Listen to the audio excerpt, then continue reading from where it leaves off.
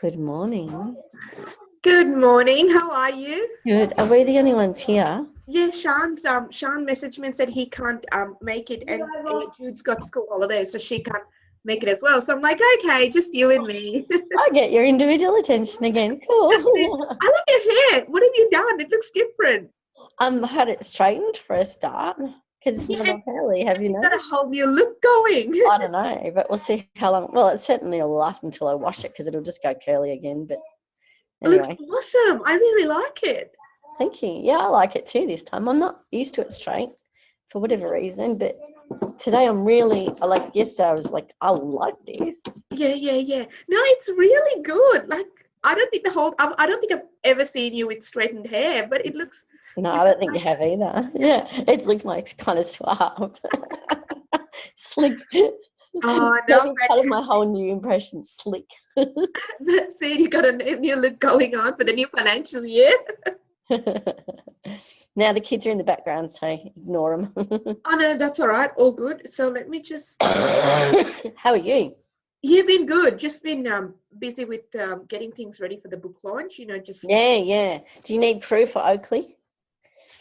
Well, yeah, I'd like to have somebody else, one more person crewing, and I'm looking for somebody to run the AV system, like just the music and stuff, and that's proving to be a little bit harder than I thought it would. But Is there a system complicated? no, they have the setup. I just need somebody, like I've got some specific songs that I'd like them to play. Right. So that person will need to kind of, put it all together kind of thing, which, Chad's looking after the video on the night for me. Oh, good. Okay. So, but he goes, I can set it up, but he goes, I can't manage that and a video. So I'm like, I know. Yeah. So I need somebody that, he goes, somebody like a DJ, but then, it's only an hour and a half, the event. So there's, I don't really need like a full-on DJ, but I don't know. We'll see. I've got to find someone. Who's doing the emceeing, or are you doing it yourself? Well, I've asked Cindy from City of Casey Radio, Casey Radio. She's going to get back to me. I'd like to have, somebody MC, but we'll see. Those two are kind of in limbo at the moment. Well, okay, if Cindy can't do it, I can help you with the MC. Okay, cool. And I can crew the rest of the time I'm there, so... Oh, perfect. And you can walk up the road. That's right. I can walk up the road. Although I'll be bloody rugging up the way I've been sick. I've been in bed since I've seen you. Oh, no. I came home that night, because we had parent-teacher after seeing you. Yep. And came home, picked Tom up, went to parent-teacher, came home, went to bed. No dinner, nothing. Because remember, I was sick on the Tuesday. And I've been in bed till Friday, and then in the end Tom said, you're not getting any better, you're going to the doctor. The doctor did an x-ray and she thought I had pneumonia. And so she said, go up to Monash emergency. And luckily I didn't have pneumonia though, according to the doctor up there. And I've been just basically in bed pretty much that whole time, and that's it. Oh no, that's not good. Yeah, a lot of people have been because I think even Nia from Business in Heels, she's been a bit crook, and quite a few other people have been just the cold and cough and well, this was fever. I had a fever for 5 days. Oh no, which is part of the reason they thought it was pneumonia. My fever was up above 38.5. Oh wow, up about 39 on the Tuesday evening. And you just cracked. No, that's the worst. Mum hasn't got a fever, but he's in bed sick today. He's got the cold thing that's been going around. So you just got to get through it, and it goes through the household, isn't it? It's just one of those things that. Although Sam is just in the box. Hang on, just one second. Just missed my dad's call. Sam's immune system is the strongest in the house, and he keeps going, I'm the one that's not getting sick. And I'm going, okay. And you do, mate. But he's lucky. He's got a little strong immune system, so. Lucky for him. That's it. Oh, gosh. Yeah, one of those things. All righty, let's get started. So, given that it's just yourself, you can see the screen, yeah? Yes. Okay, perfect. So today we are talking about the sales metrics, and I've got a template, which I don't know whether I've shared before with you, but we'll look at putting that together for yourself, given that, you know, you are focusing now on very much a consultancy side of things. So we'll be able to go through that whole process, and then I'll share it with Shan and Jude, the recording. So that's fine. Okay. Let's look at how you're tracking since we last spoke. Like, you've had your one-on-one already. How are you going with putting things together? I know I have to, I have listened to the recording. I've done some bullet points. I'll send that to you later this afternoon. Yeah, okay. About what we spoke and around your pitch. How are you going with everything else since we last spoke? Because I've been sick, I haven't had time to do anything. Okay, cool. Yeah, I've just really been just focusing on healing. So I would have to say there's been no progress made. Okay, that's all right. But you've got your intensive notes, and you kind of know, you know, in terms of now moving into a consultancy space, I suppose you kind of know the direction you want to take. It's just refining and finding that right audience. That's it. Yeah. Cool. So, and I think I mentioned to you in the last email, it'll be the financial planners, IT companies, small to medium IT companies. Yep. Not one-man bands, obviously, but and to a smaller degree, between the small end of the business scale and the mediums, will be the health consultants. So that the dietitians or those practitioners who are in a group practice, where they're not individual traders working from the one place, but they're actually working for the practice. Yep. So like if you got like a wellness center. Yes. And I don't know that there's too many around like that, because they generally tend to be self-employed still in those kind of environments. Yeah. When you just mentioned that, and because I know you're connected to Tasha, Tasha is connected to a lady called, is it Carolyn Dawson? Caroline Dawson? Okay. I'm pretty sure her surname's Dawson, if I'm not mistaken. And it was her space that Tasha used to use down in, it was not really Frankston, but when Tasha ran Success Spectrum Frankston, which was kind of in like, I think it was, where was it? What was the suburb before Frankston?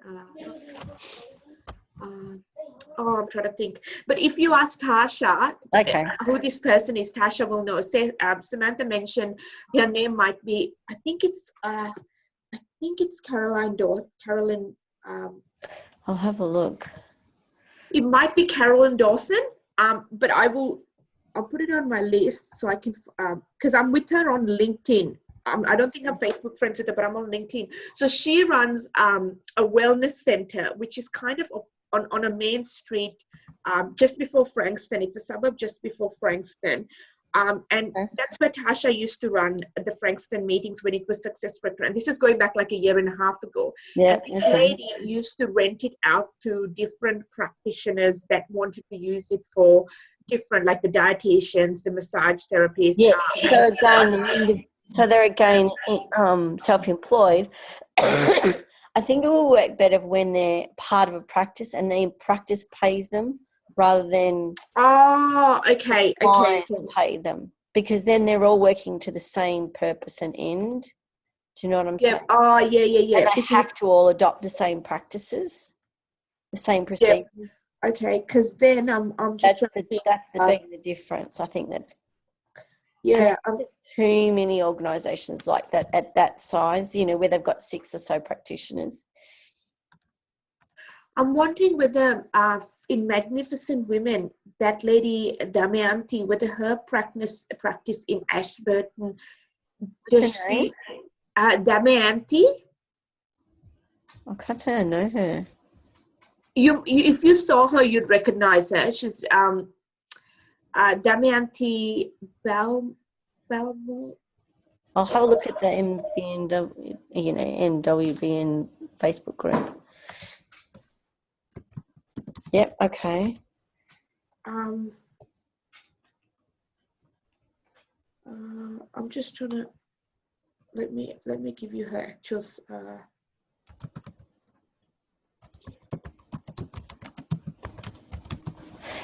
Just while I think of it, sidetracking totally topics. Yep.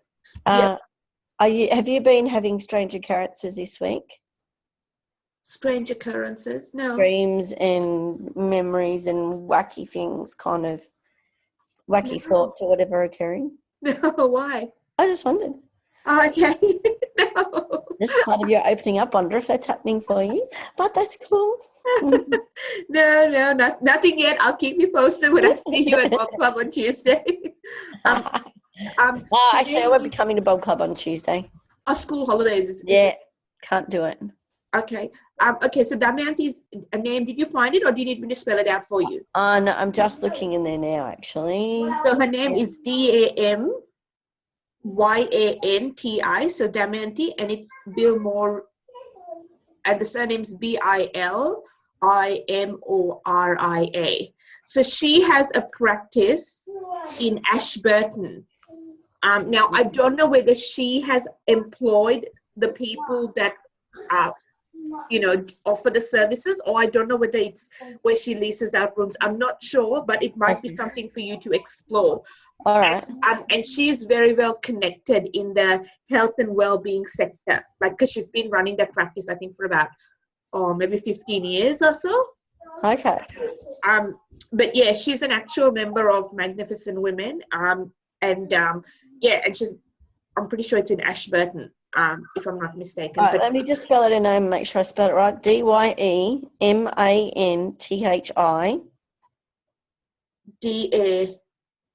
So it's DAM. So DAMYANTI. YANTI. Okay. Yeah. And then the surname is BILIMORIA. Yep. Okay. Right. So she might be someone to have a conversation with as well. I'm just trying to think. The other thing that you could consider doing, which might work for you to give you some insight, is do a LinkedIn advanced search. Do you have those LinkedIn templates? Yeah, the ones that you gave me a while ago. Yeah. So do a LinkedIn advanced search on health and well-being, like people that say owner of, because you know how you can type, do the advanced search, not on the top screen, but on that side screen where you go into advanced search, drop it down, put Melbourne, and then you can put like a few fields and hit search, and then your first and second connections will come up. So I would encourage you to possibly do that and just have a connection, like just a conversation, just I'll connect. If they've got a mutual friend, then use the mutual friend option of going, I noticed you're connected to Samantha, just thought I'd reach out and connect with you. That's how I usually can connect with people, because it just seems to be a warmer. Yeah, definitely. All right, cool. So that might be something, so I'll put that on your action task. Connections. And I don't know if you saw my post in your group. I have a bit of a peruse at that, but it was a very brief description I put together of what it is that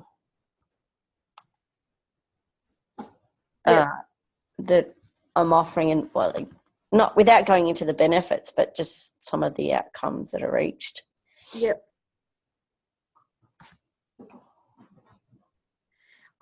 Do you use Zoom yourself? I use a product called Drum rather than Zoom. Okay. So if it works because what I was going to say to you was, why don't you do how you ran the Chillax challenge? Yeah. And you obviously invested time, effort, and money. What about you do something like this, but get maybe people to register for can you do it as a group, give them insights on a 45-minute call, and then capture leads and then follow up? Would that be something that would work for something like that, or not really? It has to be one-on-one? No, the challenge was done as a group. We had a couple of group calls, but I'm not sure what topic I would do for this audience, if that's what you mean. because you've spoken about a business audit, and I'm just wondering whether you could do like. Oh, you mean do the audit as part of a challenge? So it's a self-audit. Yeah, so like where you would get, let's say you had 5 or 6 people registered to be on like what was that software called that you use? Drum. On Drum, a bit like how I'm doing the 14-day challenge. And then you take them through a process of, these are the things you need to consider. This is why it's really important to be aware of documentation, training, automation, linking and leveraging, whatever you go through. And then at the end of that call, just say, I'd love to have a further conversation with you or something like that. So that could be like a lead generation to warm up a cold audience. But I don't know how you do. So that'd be more a webinar than a challenge. Yeah. Like what I'm saying, some sort of like a workshop or an online training that you wouldn't spend too much time, not too much effort, and you could promote that across, when you're at Bloom, when you're at Bob Club, when you're depending on where you are, you could promote that to get people into your funnel, and then from your funnel you could do what it is that you have to do. Does that make sense? Yeah. So like another lead generation thing, but working out exactly what, it might not even be a business workflow audit. This might be the actual sell option. You might do something else that captures their attention for like a 45-minute online thing or an hour. Yeah. What would be appropriate? What would give them the most value? And there was a lady called Susan that was interested and she wanted a link. So you've obviously connected with her. I'm just wondering, because I'm thinking, so my thing here is the audience is curious, but they're kind of trying to suss you out. Yeah, you get that. Yeah, so if you can eliminate the sussing out by saying, hey, this is like a free thing, jump on board and I'm just going to give you some value, then it's to them, the fear factor is no longer there because they get to kind of connect you. Do you know what I mean? Because with the consulting work that you're trying to drive the business forward, they're going to be very much buying how they resonate with Tara. Yeah. Okay, so what that brings up to me, rather than doing a self-audit webinar, is do a systems webinar, systems processes webinar, which will be very similar to the presentation I did at Success from probably 3-4 months ago, which is just all about systems, why you'd want to have systems, and people seem to like that one. So maybe I just repeat that as a webinar.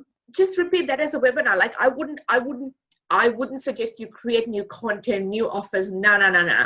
Just run this, take a presentation. I'm guessing you're a bit like myself, where you have so much stuff in your archives that you just need to give it a little bit of a new look in terms of the cover, and then you're ready to run with it. Yeah.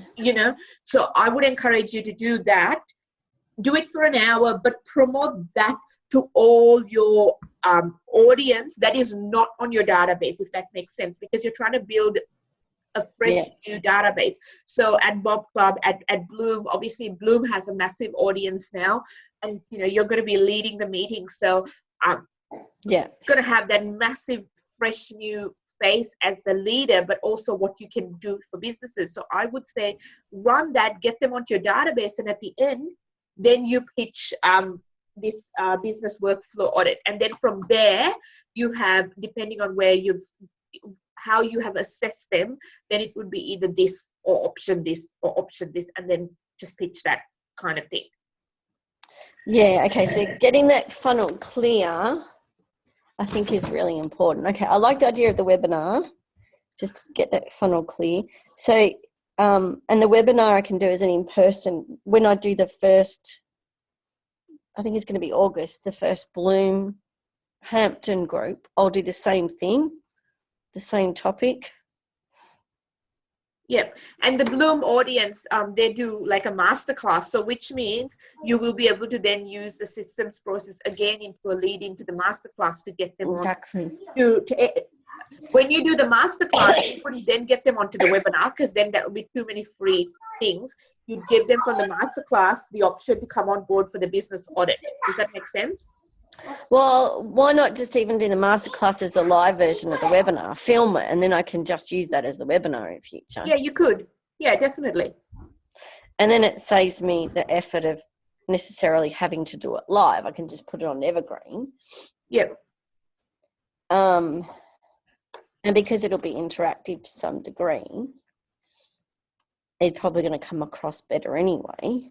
Yeah. From there, would I be better doing I don't even think a self-audit would be worth it after that, because I think the self-audit is going to pretty much come out of that webinar anyway.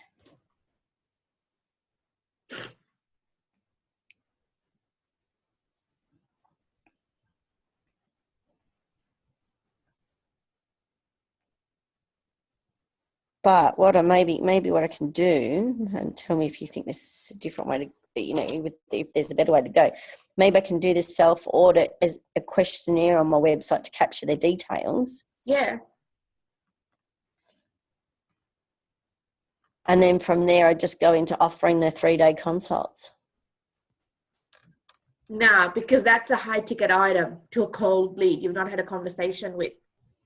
So what am I going to offer next then? So you're saying you're going to say to them, your marketing funnel will look like, hey, take a self-audit, complete the details here, and we'll issue you with a report or something like that. Is that what? Yeah. But from there, because remember, there's a high chance that people that complete that are going to be, give or take, someone with less than 5 employees. Yes. Okay. From there, now they have still not had an interaction with you. Well, they've had me at the webinar or the live masterclass. Oh, right.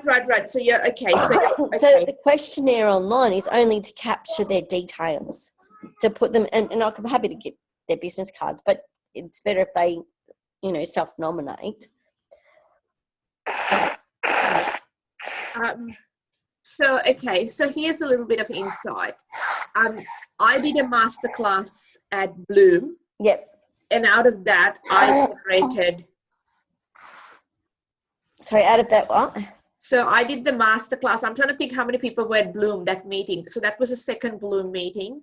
I think there might have been about, I don't know, maybe about 22 people. Maybe, I don't know, maybe about 22 or 24 people at Bloom. Okay, so the last masterclass. At the Bloom meeting, at the masterclass, there was probably about 15 that stayed behind for the masterclass. And out of the 15, I gained 3 clients. And this was the 3 clients that paid for consulting or came to a workshop, not the ones that just bought the $20 book, if that makes sense. So what I'm saying to you is, but the consult that I sold was not my high ticket on-site business consulting. I didn't sell them that. I sold them something for half the price. But what I said to them was, I would encourage you to come along to the Facebook LinkedIn workshop happening next week. And 2 of them said, oh, okay, yeah, I'll come along. So 2 of them bought their ticket for, I think it was $169. They came to the Facebook LinkedIn workshop in Nari. That was the day before I flew out. And then from there, as a result, they have now come on board as clients. But you can see they went from the free masterclass to let's say $170 transaction. Plus they bought the $20 my book. And then they have gone on to still not a $2,500 consulting. I pitched it way lower because I knew if I said 2.5, they'd go shut down because their business, because I asked them the question, and that's what I'm going to take you through now. I asked them in the conversation, how much is your business currently turning over? Where are you at? And what your, next 6 month or your 12-month goal is. Yeah. Based on that, I then pitched either the on-site 2.5 or the middle one. Does that make sense? Because I knew where they were at. So if I pitched 2.5 and they were like, well, no, we are only making, $70,000 or $50,000 or whatever it was, it would be complete no. And then I'd have to go through the process again. So I went, no, let me just do a consult, which is online as opposed to an on-site, and still get you into my funnel, because if you then reach your next 2 benchmarks, you're going to come on board as a coaching client anyway. Yeah. Okay. Does that make sense? So what I'm saying, so you took them basically from the masterclass through to your LinkedIn Facebook workshop. Yeah. Yep. So what I'm saying to you is from the masterclass, I would because one thing I've noticed with Bloom, and obviously Sean and Jude are going to listen to this, and keeping this obviously really private and confidential for, obviously because we're discussing businesses, price points, leads, clients. I encourage each of you to keep this private and confidential, is from when it went from Spectrum Success to Bloom, the audience has changed completely. Yeah. And the audience buying power under the Bloom branding is a lot higher. Yes, yeah, because they're not hobbyist business owners; they're more committed. No, exactly. The dynamics have shifted. Yeah. However, I'm still conscious that to these attendees, I'm still quite a new face, because not all of them have seen me. So to me, I was like, the only way I can serve at the highest level is if I give you lots of value. But my first offer is something that is pretty much where you can just swipe a credit card and go, yep, I can pay $170. Yeah. Do you know what I mean? Because then the nurturing process of me adding value, supporting them, holding them accountable is all there. And from there, then I can take them through whatever whatever your funnel, whatever your individual business funnels are, you're then able to take them through that. But what I'm saying in the general rule is, take them through a process where it is at the best interest of them, as opposed to you going, this is my process, to a cold audience that has just heard you, kind of gone, yeah, I can get it. I kind of understand. I kind of resonate. I mean, there's some credibility. There's a little bit of trust, and boom, there's like a $2,500 price point. There's a little bit of, because with any of these networking events where you're adding value, when you're presenting as a presenter, Sean, when you're talking at any of the events, or Jude, if you're talking at any of the events, you don't have 3 hours to give them value, like as opposed to somebody that might have a 3-hour free seminar, gives so much value, and then pitches $3,000. It's completely different. Generally, most of you have like half an hour, give or take, sometimes less, sometimes a little bit more, but you'll never get more than an hour. So to convince someone to add so much value, to make that massive shift, it takes a lot of work. So my strategy to you from a lead generation of what we spoke about last month is, let's look at how you can add value, but build the trust and keep them close to you in your environment so you can nurture them. Because if they are, then they're going to love you. They're going to see the benefits that you can bring to their organization, to them individually, whatever it is that you're doing, they're going to see that. But for now, what I would encourage you is to go through that process. So I'll put that together, Tara, for you in a bit of a bullet point thing in action task. Sean, for yourself, we need to talk so I can see where you're at in terms of your networking and your lead generation. Jude, with yourself, I know you are doing some talking. Talking as in some presentations, networking events on the other side of town. So we'll talk about what those are and where that's leading into your retreats. We'll leave it at that. All right. So but even for Jude and Sean, for both the industries, audits are probably appropriate, because an audit of some kind, because it's an area where it's complex and overwhelming for the persons whose business it is, and they don't understand the complexity. So you can kind of break the audits down into different areas, and the main 5 or whatever parts of each area that contribute the most pain or issues or challenges. Excuse me 1 second. Quiet, please. I'm on the phone. Audits are a great idea. Definitely. All right. So we are looking at the sales matrix today. I'm going to give you the template that I use for onboarding most clients. I would say 80 to 85% of clients are taken through this process. So just going through the sort of the checklists that we're looking at, and this is very much for Jude and Tara, this is probably a little bit more straightforward, because there's a lot of consultancy, a lot of strategy, a lot of coaching involved in what it is that you do. Sean, with yourself, a little bit different. I really want to talk to you about it one-on-one when we have our session. So I'm going to kind of focus on Tara and Jude, in terms of examples, the sales matrix still works for yourself, just a little bit differently, and I want to cover that individually with you as well. Okay, so design, implement, and execute. We are very much looking at the end goal. So if you had a warm lead, so this is either there has been a direct introduction or they've gone through your funnel and they are now ready to have a conversation with you. This is essentially the process that you will go through. Now, the sales matrix is designed. It is not designed to be an online system or an automated system. It's actually a physical conversation. So in this context, you are essentially having a conversation either over the phone or via Skype or one-on-one, taking the client or the potential client through this process. It is not designed for an online sales page or anything like that. It's purely designed for a conversation. I really need to stress that, because I've been asked the question before, can I kind of use this system to put on a landing page? And if you try to do this and do the checklist over and over again on a landing page, the landing page is going to be too bloody long and they're going to be out. Like, it's too overwhelming. So just remember that this process, this template, which I will attach to the email as well, I'll put that on my notes, is very much face-to-face. So end goal, what problem are you solving? Solving their problem is your key focus. From there, you will kind of go, okay, they're interested to work with me either through Jude. With you, it might be coming on board as a coaching client, or your retreat. With Tara, it might be consulting or one of her programs. Now, how this works is you essentially give or take, have less than probably 5 minutes when somebody says, oh, look, given that Tara's on the live call, let's say, I said, Tara, I've heard you speak before, really interested to know what it is that you do a little bit more in depth, because I'd like to see if you might be someone that can help me achieve A, B, and C. Now, in this process, it would be very easy to kind of go, okay, well, I do this, this, and this. Instead, with the sales metrics, what I'd want you to do is ask them 2 or 3 specific questions. So instead of ever justifying what you do, ask them the question, ask them a couple of questions that will determine whether they're an ideal client of yours or not.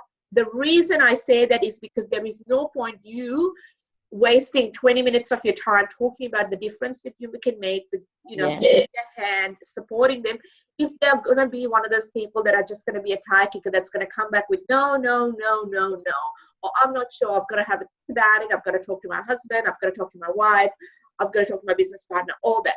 So ask them. So it is up to you to have like 2 or 3 specific questions that determine whether they are your ideal client. So generally, my question when it comes to consulting clients, not so much the workshop, because the workshop, with workshops, it's like, here's a link. If you want to come to the workshop, great.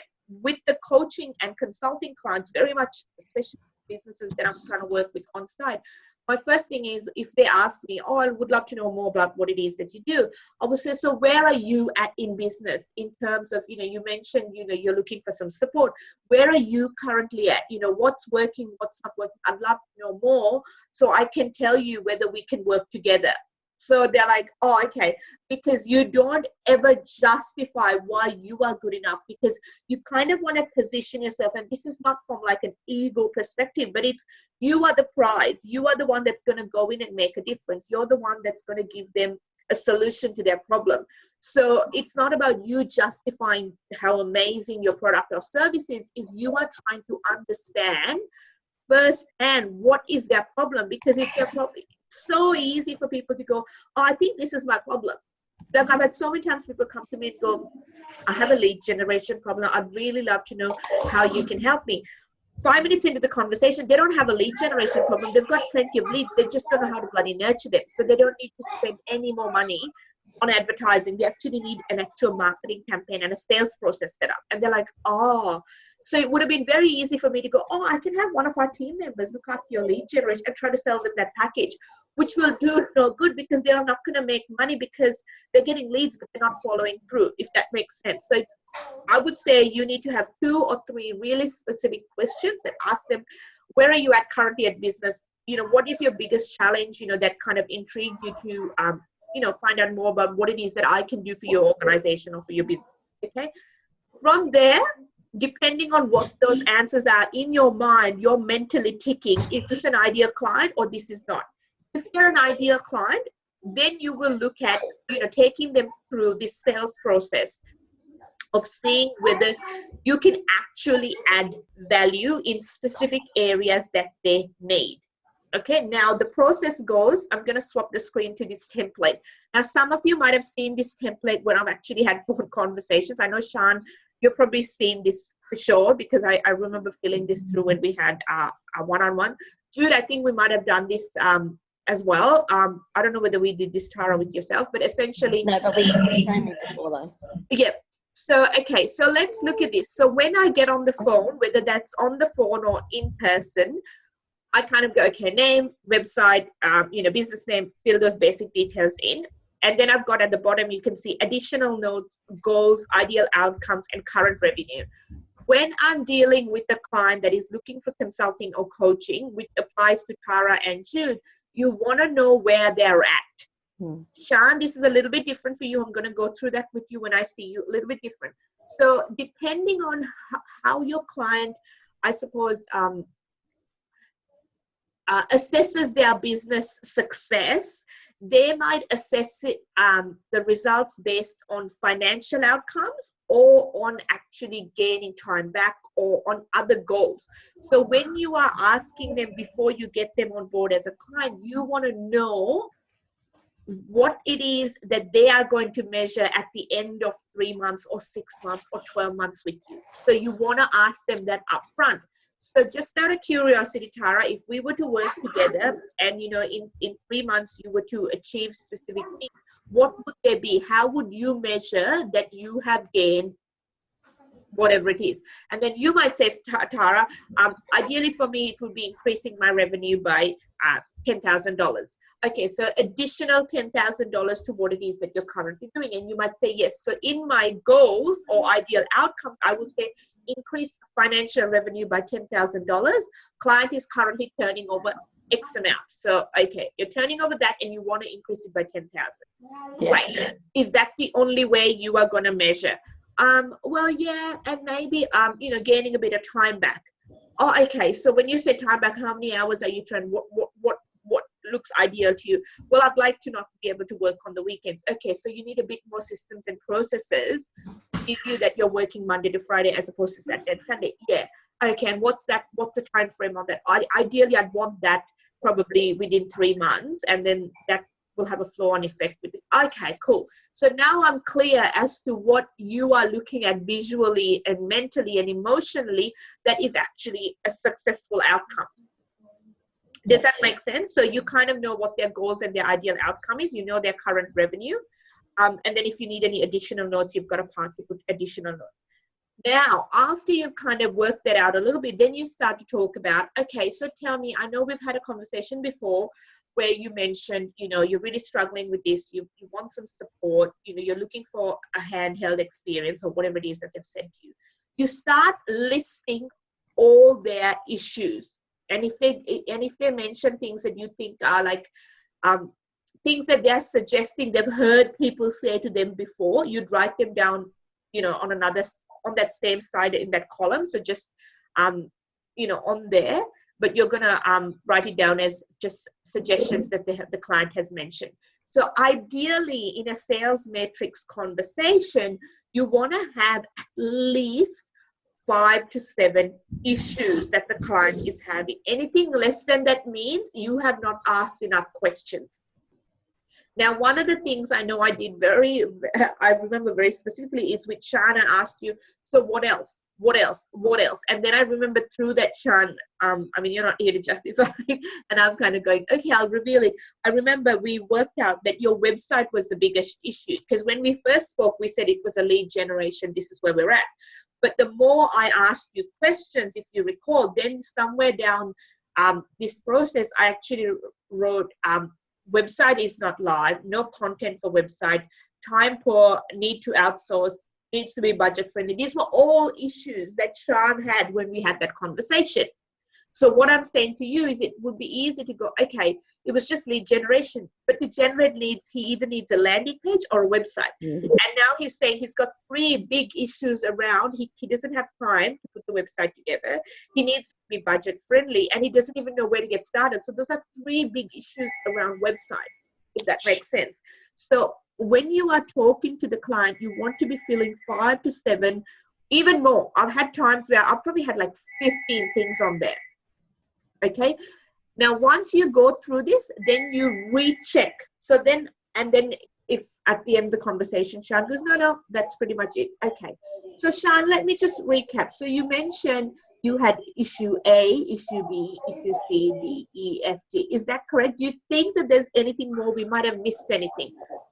No, I think that's it. Are you sure? Yep, I'm sure. Okay, cool. So now you've got, let's say, 10 items on there. Then from there, you move into current priority. Now, this is where you assess, depending on what it is that you're going to be offering or what it is that you can do, you assess what you can essentially fix, 1 or 2 items that you can problem solve, give them a solution, help them, resolve it and fix this in a short amount of time. And then you ask them whether that would be their current priority. Now, if Shan had said in this context, in an example, lead generation was the problem, fixing his leads would mean the current priority would be websites. So current priority here would be getting him an ideal quote, organizing content, and getting that whole website online presence going so we can drive leads from Facebook onto there to capture them. It wouldn't make sense to fix anything else because he doesn't have a proper process here, if that makes sense. So you kind of need to assess, and then you check in. So would you agree? You'd say to the client, currently, you've got all these issues that need to be fixed. As a result of fixing A, D, and F would mean that a little bit of B and G will get fixed in the process as a result. Would you agree? And they might go, oh, no, I'm not sure. I don't know. Okay, so tell me, are you not following? Where are you at? Kind of thing. And then they'll be like, oh, I'm not so sure. I think we need to do this. Well, okay, why do you think that? So you kind of want to be checking in with them the whole time. So you're not just making an assumption that they just need this solution. No, you're checking with them. Okay, if we do B, C, and F, that's going to result in A and D getting fixed. And if they don't get it, then you'll need to go back and explain the process all over again to them so they understand where you're coming from. Because remember, you know what you know, they don't know. They just look at it as a whole picture. It's a bit like I love food, so I always relate things to food. It's a bit like saying, I'll give you a pizza, but not everybody knows all the ingredients that is involved in making the bread to become that way. Do you know what I'm saying? I'm like, I know there's bread and there's tomato base and then there's the ingredients, but there's so much more entailed in that. And only you know that because that's what you go in and do, kind of thing. So what I'm saying is go through that and confirm that. From there, then you look at all the ones that are kind of future priorities. And then you start listing, let's say G, I, K, whatever it is, in future priorities here. So you list 1, 2, 3. And at the bottom here, so that you can give them something like this, you would actually put a timeline on it. So current priorities, ideally, we'd want to fix this. This is July, we're going to fix this and have this resolved and have a systemization process done, let's say by the 15th of September. So, over the next 8 weeks, we're going to focus on this, there's 10 things there or 5 things there. That's going to be, project managed or whatever it is that you're going to be doing. You're going to break that down. Set a realistic time. The reason being is I have had so many times where when I've said 8 weeks, they've gone, oh, no, Samantha, I want to fix this in like 30 days. And I go, this has been ongoing for a year and a half. There's so many gaps in your system. Unfortunately, we can't do this in 30 days. This needs to be spread out over 8 weeks because A, B, C, D, E, each of these need to be tackled on a fortnightly basis. Oh no, I think our team or we can hire someone. Can't you hire someone to do this like in a few days? Unfortunately, no, because this needs to be planned, reassessed, and recapped. Oh, I was hoping for a quick result. Unfortunately, we don't deliver things overnight. That is not the way we are. We might not be a good fit. If you want somebody like that, unfortunately, I don't think, yeah, we can work together. So I'm very quick to go. If you want a quick magic wand, I don't offer that. I'm out. Ooh, yeah. Okay? Because remember, you in from a business aspect, you have to do all the work. You know, you might have a virtual, you might have somebody helping you, you might have an intern, but the bottom line is, if you've got 5 of these clients that are going, wave your magic wand, let's get shit done, it ain't gonna happen. Like, it's just not gonna happen. So I'm very clear to go, no, it's gonna take 8 weeks at a bare minimum. You have not done anything. I have to go back, rework, do my research, check things. Yeah, no, it's not going to happen. And I'm quick to tell them that it's not going to happen, because I don't want them to then come back and say, hey, you said magic in 30 days. It's been 5.5 weeks. No. So even in the current priority one, I will actually put the timeline. So I would say approximately completed by 15th of August. This might be 15th of October. And then I'd say, so as you can see, we're going to break this, the 5 current priorities over 8 weeks. I'm going to give you a breakdown of that as we progress. And then the future priorities, this is what would, this is what it would look like. And then we've given a timeline of October. Does that look good to you? So you're asking them to confirm that they understand and they're happy with it. Most the other thing I've learned about that over the last 12 years is that you don't know if they're going to be a difficult person to deal with, or if they're going to do their part in the deal, because there's obviously a certain amount of actions they need to do, or information they need to provide for the whole thing to pull together.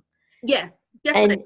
And so you're better off adding some fat there, because at least then if it gets off earlier than that, then you're meeting before the timeline, you're saying they're going to be pleased.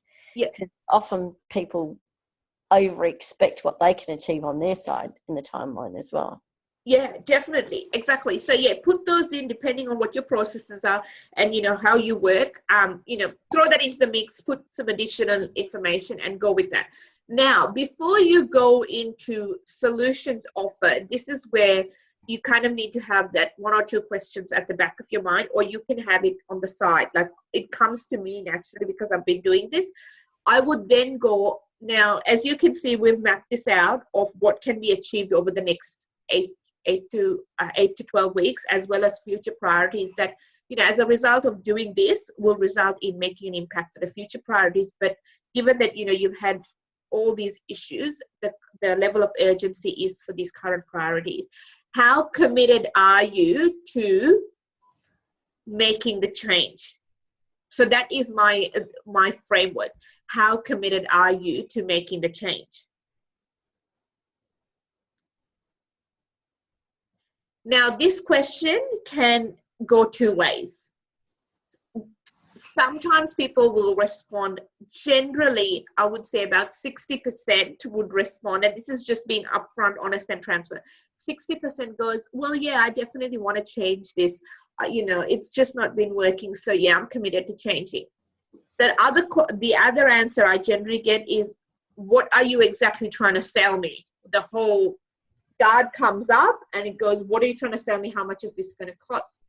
And then my comeback line to that cost price is, I just want to know how committed you are. I mean, I have got 2 possible solutions that are going to work for you to get this done over the time, but I want to just check in and know that you are actually committed, because we've gone through this, we've listed what is a level of urgency for you.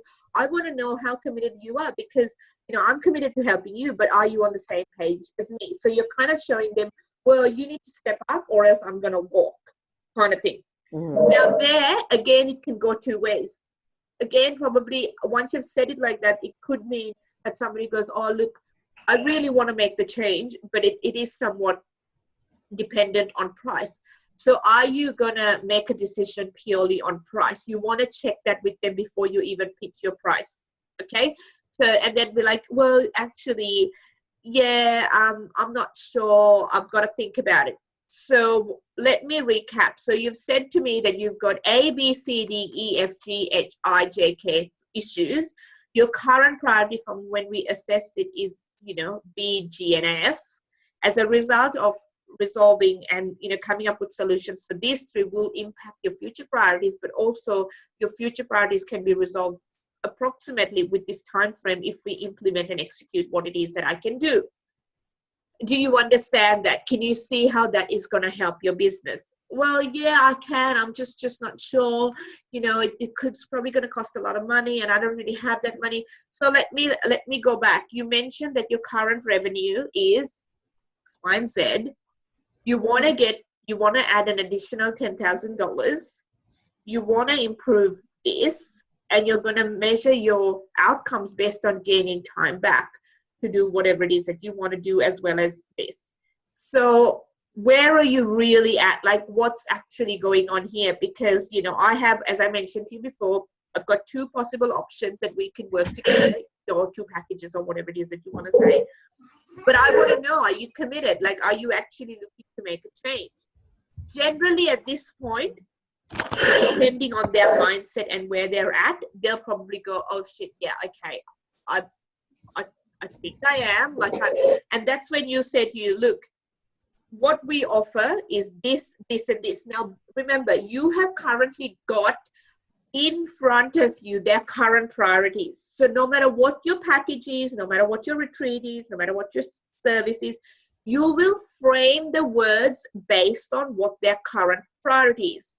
So if I had written down there that their current priorities is, you know, putting together a social media content plan, but the package is not called content plan management with support and whatever, I would say, so the solution that I would offer you today to really help you over the next 6 months is a package that actually delivers social media content planning, accountability, and lead generation. Because remember, I have a list in front of me that tells me that 3 current issues or priorities. So I want to frame my package around that, you know, that whole thing. Give them what they want and deliver what they need. That whole concept around that. Because if you go, well, a consulting social media package offers this, this, and this, they're like, oh, so does that cover the content planning? That we're not sure. So suddenly then they go disconnect. So the key is for you to then, even though you're not, obviously your packages have names and, you know, taglines and whatever it is, keep that for the invoice, keep that for your email, keep that for all the other technical bits. Right here, right now on the phone or via Skype or Zoom or whatever it is that you're doing, or face-to-face, tell them that your package has what they are talking about and what they can visually see that you have written down, so that you are in complete flow from start to finish, and you're not trying to sell them something else that is not related to this, even though you know it's related. They don't know, because remember, they're holding on to words that you have written down and you have confirmed over and over again. And generally that is where the sale drops off. If you kind of go, yeah, well, a consulting package that offers this, they're like, oh yeah, but I really need this. Yeah, I mean, it covers that. You've lost them completely, because they're gone, but why didn't it say that? Like, I'm just not sure. I mean, on the invoice, it might have just the package name, and then I generally, depending on what it is, like sometimes in invoices, I might put that workshop or that bonus or whatever, depending on what it is, and depending on how they react, I will tie in those words again, or sometimes it might just say, you know, on-site consultation or whatever it is. So you want to have the solution offered in sync to whatever it is that their current priority is. Okay? Now, then you'd ask them, depending on how you pitch that sale from there, once you take them through that, then you say to them, when did you want to get started? And that would be in your other comments. Now, again, this can go a little bit off if the start date is anything more than 4 weeks. You ideally want to lock them in, load them in, and do an onboarding ideally within 2 weeks of you having this sales matrix conversation. So generally what I would say is, hey, if you want to get started, we can get started next week. How does that sound to you? Oh, next week's a bit tight. Okay, the week after. Yeah, the week after. Okay, so let me just write now, in the next 15, 20 minutes, I'm going to send you some paperwork. I just need you to complete that, fill that in, send that through, and let's book in a time for next week on 18th or the 19th. Does that work for you? Yep. Okay, great. Let's get you locked and loaded onboarding and get that happening. So if you are delivering a program or a retreat and that is 3 months away, you still want to do your onboarding.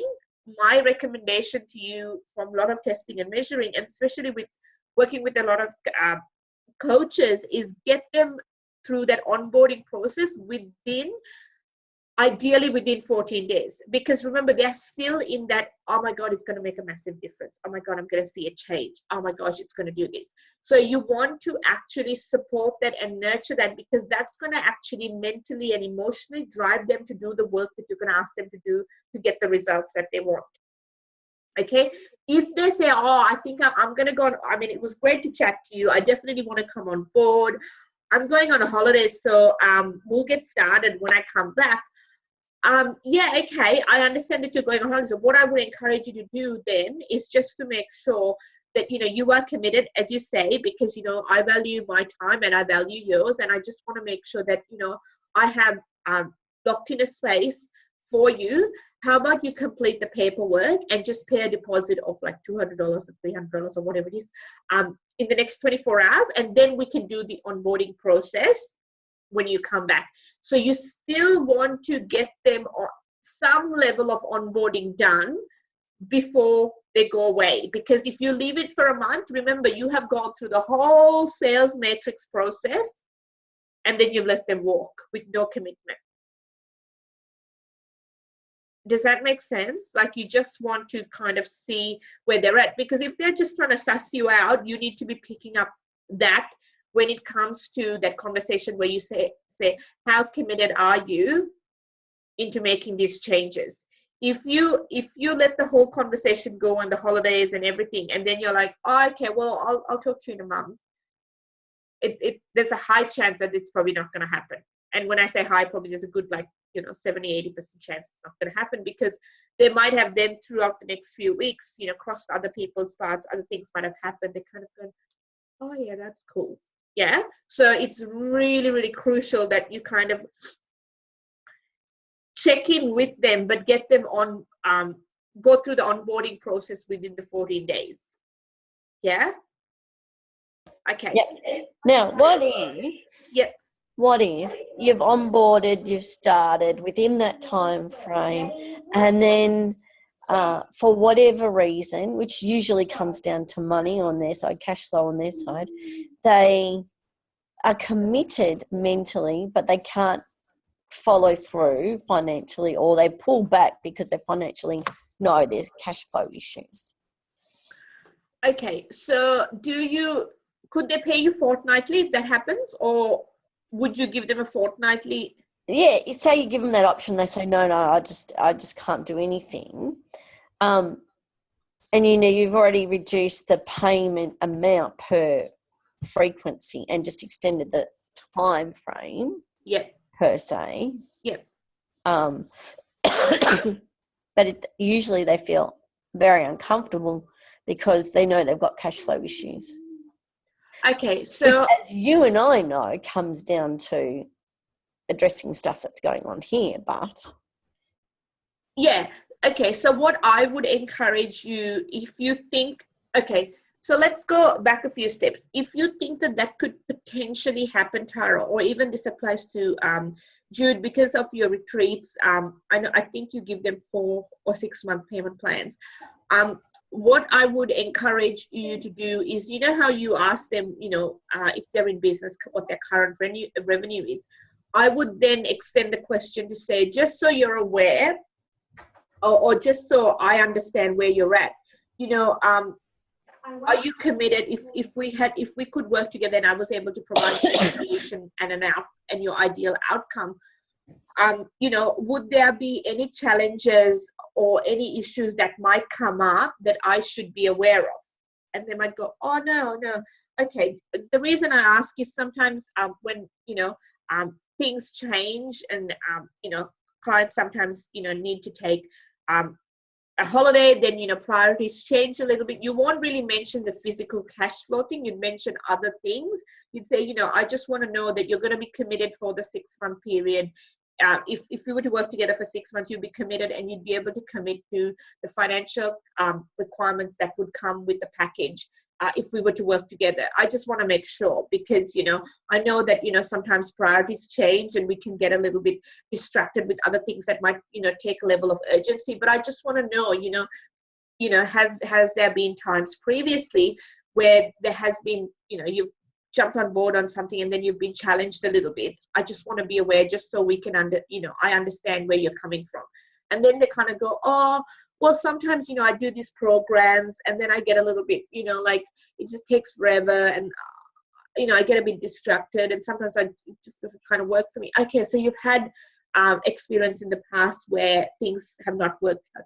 Yeah, it hasn't, and I get a little bit bored because I get too many tasks, and yeah. So then you've kind of worked out, because I've actually had a gentleman actually say that to me when I went through that. He said to me, yeah, I've done numerous courses, but I've never completed them, and it was such a waste of time and money. And I said to him, that is it because you didn't take action? He goes, well, you can say that, or you can just say that it was too complex and they never mentioned that as a part of the program. I said, oh, okay. So I said, if you and I were to work together, you don't want a lot of tasks. He goes, oh, no, because I'd want you to only send me one task in that fortnight, and I'll do that the whole fortnight. I'm not one of those people that can action 5 or 6 items. And I said, oh, okay.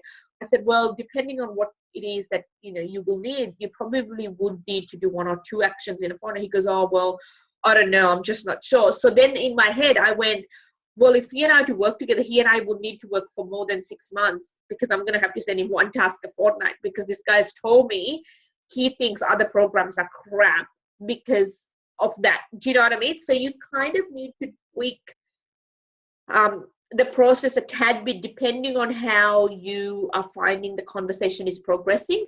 Bearing in mind, though, ask them, either in your first conversation or at the start of this, have you done any other training or any other retreats or any other programs, something similar, or have you encountered challenges before in trying to solve these problems? So you kind of know where they're at. If they're a complete newbie and they have not experienced anything in terms of finding solutions, generally there's a higher conversion point, because they are not comparing you and your service to something else. If they have been through somebody else's funnel, they have had challenges, they're probably going to be a lot more skeptical. So you kind of want to, you could suss it out, or you could take them through the process. It's totally up to you. But after you've already done that, and I'm very good at doing that in the initial stages, but after you've already done that, and then they have some hiccup occur, it's hard to get them back on track. It is, and my thing is, what I do put in the contract is, for whatever reason, if you were unable to make the financial payments, you'd have 30 days to, 30 days grace. Otherwise, it will result in me just either cancelling or suspending it until you're able to come back on board. And I can't, there is no room for negotiating. Like sometimes I've had people go, oh, look, it's been a tight week, but I'll pay you next week. And I'm like, okay, I'll give you that benefit of the doubt. But next week, if you don't, I just terminate the contract. Like I'll just literally, I don't even get on the phone, send them a written email and go, hey, this is the conversation we had. As we agreed, payments need to be made. This is it. Like, I'm going to love you, but I'm going to leave you, kind of thing. Just because I think if you continue to deliver free, they don't see the value and they don't see the impact you can make.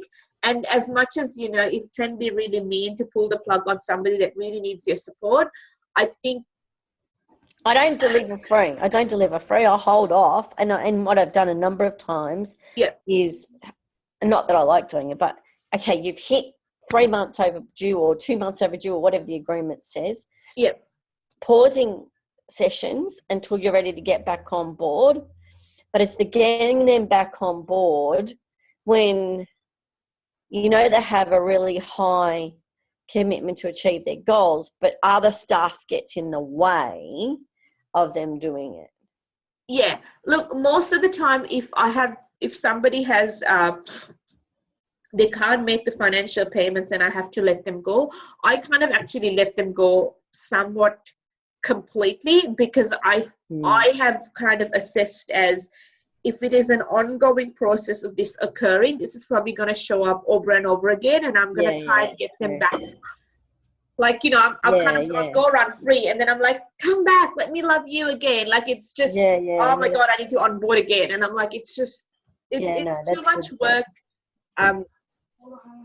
For me. And you're right. It's it's a matter of letting them go and opening that space for someone who is more committed. Yeah.